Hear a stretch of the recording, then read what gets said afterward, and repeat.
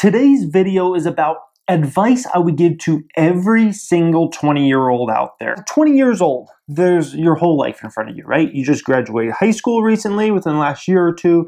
You're probably either in college or you're trying to figure things out.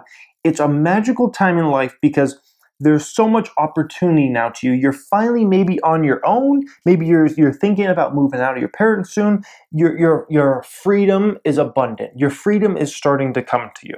It's a magical time, and it's a time, the next 10 years you should not waste. That's the bottom line, guys. I'm going to give you 8 pieces of advice I would give to every single 20-year-old out there. That's a little different than maybe some of the advice that some people would get at 20 years old, because I know a lot of people, I've seen a lot of people that get advice, after they graduate high school and whatnot, and they're kind of in that 18, 19, 20-year-old range, and they're like, a lot of elders say, oh, just have fun, have a great social life. These are the best years of your life, enjoy them.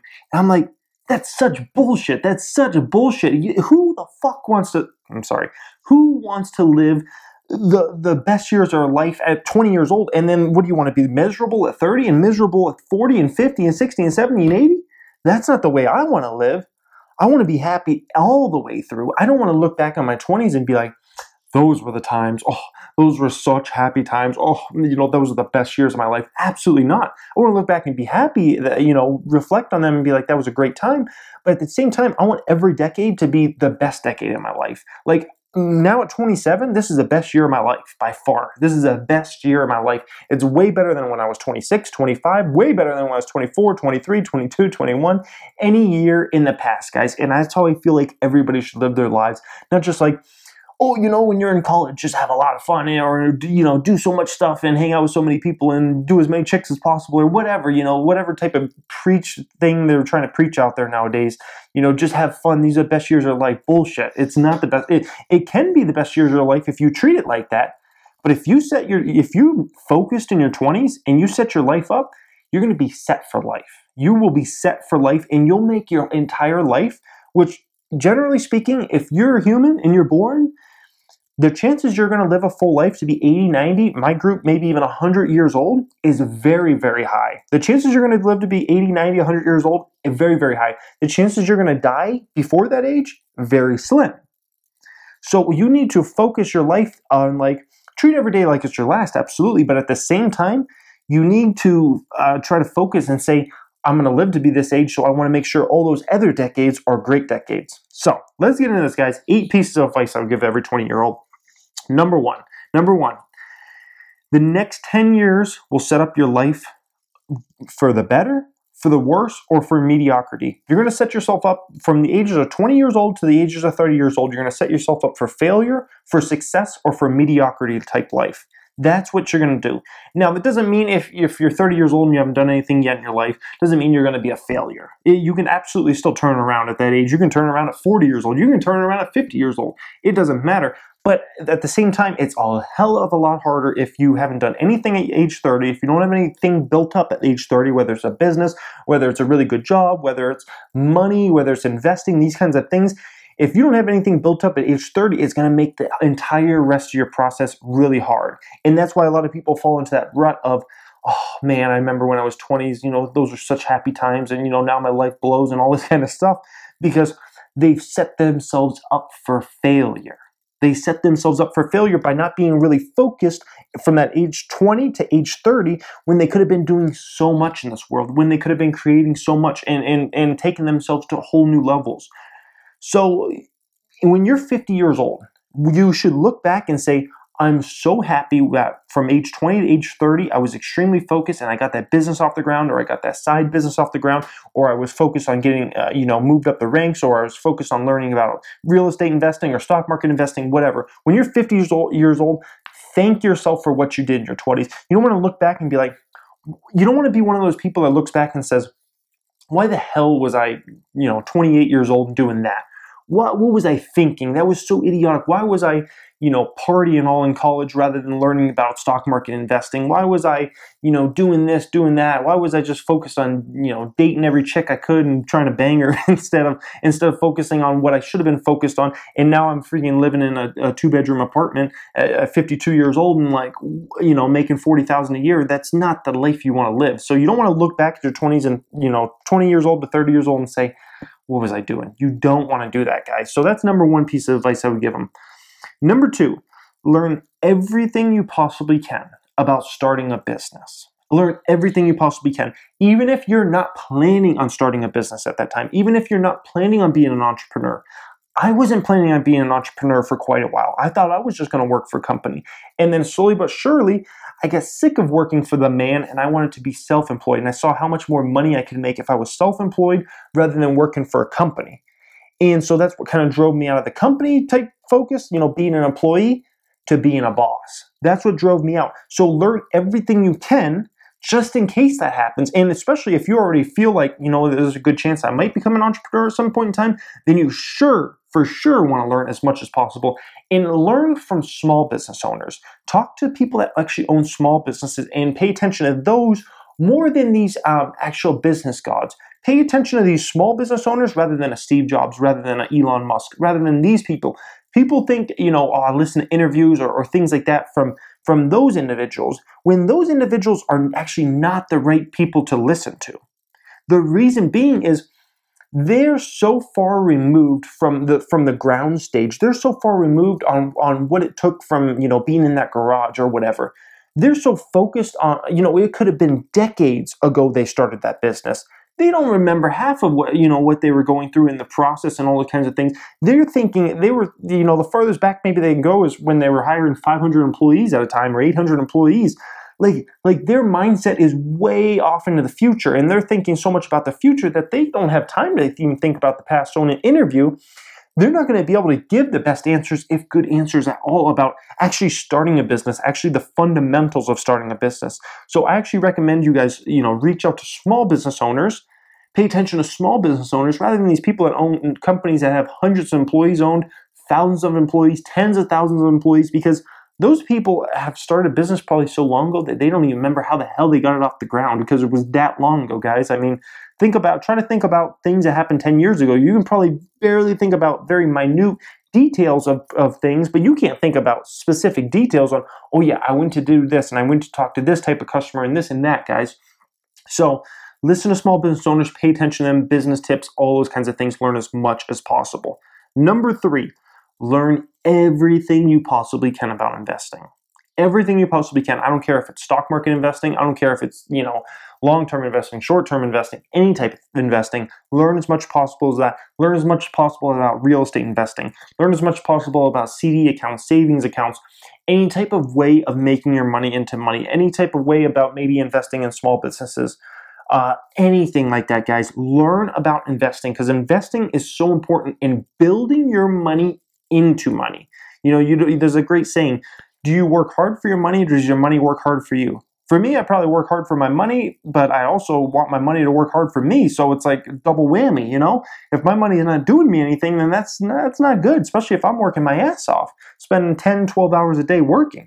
So make sure you pay attention to as much as possible about investing. Learn as much as possible. So when you're 24 years old, 26 years old, you have an immense amount of ability to know about different types of investing. You can speak on the subjects very intelligently.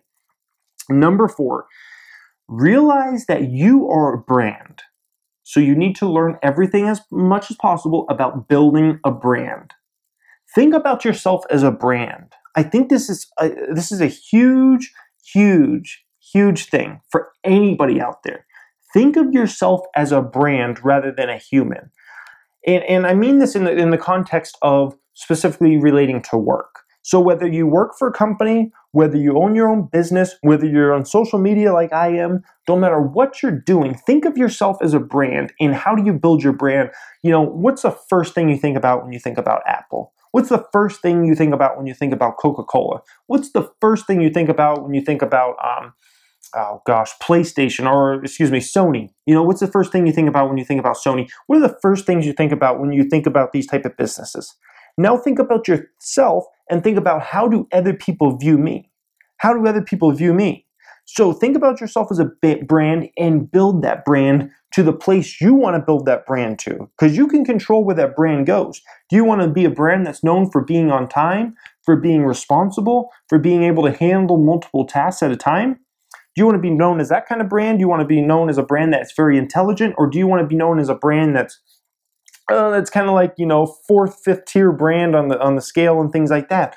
So learn about brand building so you can build your own brand, whether you work for a company, whether you start your own business, whatever it is. Branding is so important. And the fact that you can just think about yourself when it comes to work as a brand rather than a human is big time, and it could literally change your life.